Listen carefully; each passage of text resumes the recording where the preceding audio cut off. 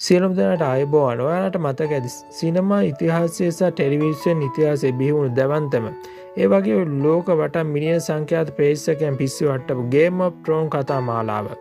ගොඩ අවසාන සීසන් එක ඉවර වුණු විදිහ ගැන ලෝකෙ පුරාම ලොකු විවේචනයක් තිබුණත් ඒ ලෝකයට තිබුණු ආදරේ කාටවත් අමතක කරන්න බෑ.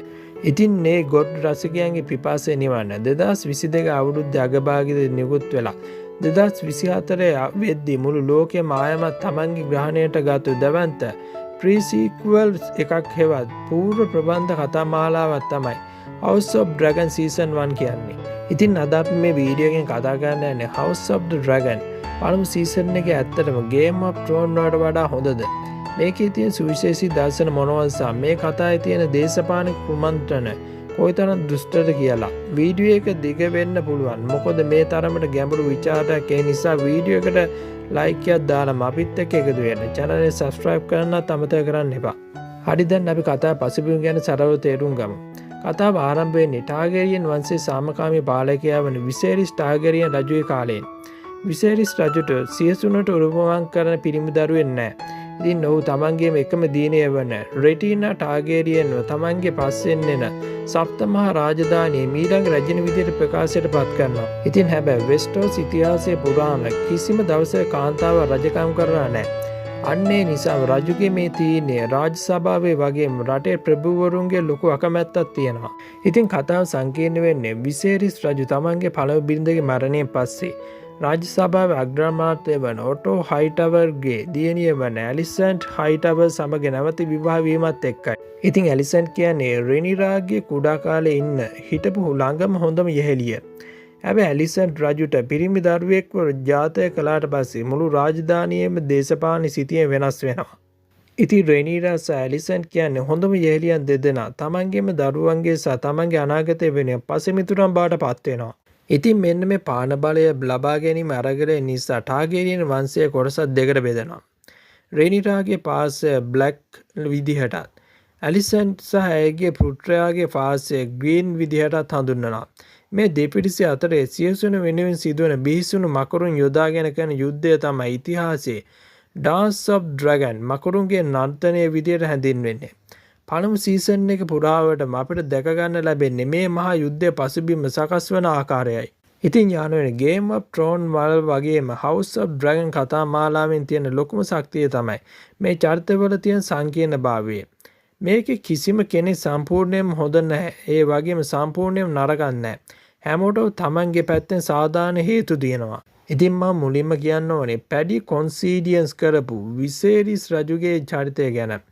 ඔහු තමයි පළමු සීසන් එකේ හදවත. සාමය නැති පවුලක් එකතු කරලා තබා ගන්න උත්සාහ කරන හැබැයි දුර්වල පාලකයෙක් විදිහට ඔහු කරන රංගනය අති විශිෂ්ටයි.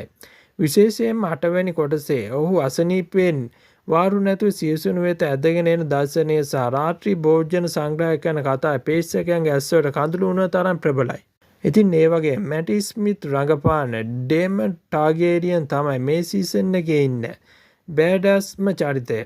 ඔහු විසේරිස් රජුගේ මල්ලි අනපේක්ෂිත දරුණු ඒ වගේම තමන්ගේ පවුලට අසීමිත ආදරය කරන රණසූරියෙක් විදිහට ඩේමන්ගේ චරිතයේ ප්‍රේක්ෂකයා උපරිම ආකර්ෂණය දිනා ගන්නවා. ඉතින් House of the Dragon පළමු සීසන් එකේ අධ්‍යක්ෂණය සහ තිර නාටකයේ පැත්තෙන් ඉතාමත් අභියෝගාත්මක එකක්. මොකද සීසන් එක පුරාවට අවුරුදු 28ක් වගේ දීර්ඝ කාලයක් කොටස් 10ක් ඇතුළත පෙන්වන්න සිද්ධ වෙනවා. සමහර එපිසෝඩ් එකක් ඉවර වෙලා ඊළඟ එපිසෝඩ් එක පටන් ගද්දී අවුරුදු 10ක් පැනලා. මේ නිසා කතාවේ වේගය සමහර තැන්වලදී ඉතාමත් වේගවත් කියලා හිතන්න පුළුවන්.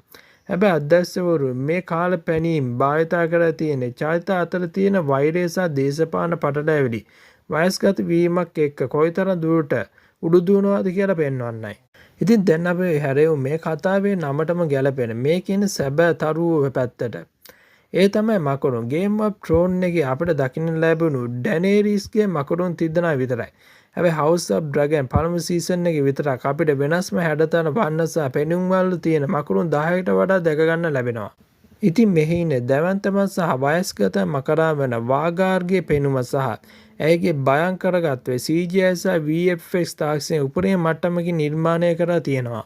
ඉතින් අවසාන වශයෙන් කිව්වොත් House of the Dragon කියන්නේ Game of Thrones වලට වුණු වැරදි හදාගෙන ඉතාමත් ස්ථාවර සහ ප්‍රබල අඩිතාරමකට දාපු විශිෂ්ට කෘතියක්. මේක හුදෙක් සටන් සහ ලේ වැගිරීම් විතරක් තියෙන කතාවක් නෙවෙයි. මේක පාලන බලය, පවුල් ආරවුල් පාවාදීම් සහ මානසික යුද්ධයෙන් පිරුණු සිනමාත්මක අත්දැකීමක්.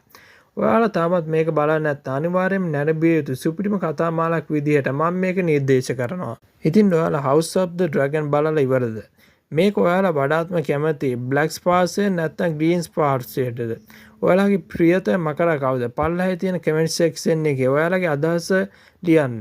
වීඩියෝ එකට ලයික් එකක් දාලා ඔයාලා ගොඩ් පිස්සෝ යාළුවන්ට බලන් ෂෙයා කරන්න. තම මෙවැනි සුපිරිම සිනමා සහ ටීවී සීරීස් විචාරයකින් ළඟදීම හමුවෙමු. හැමෝටම සුබ දවසක්.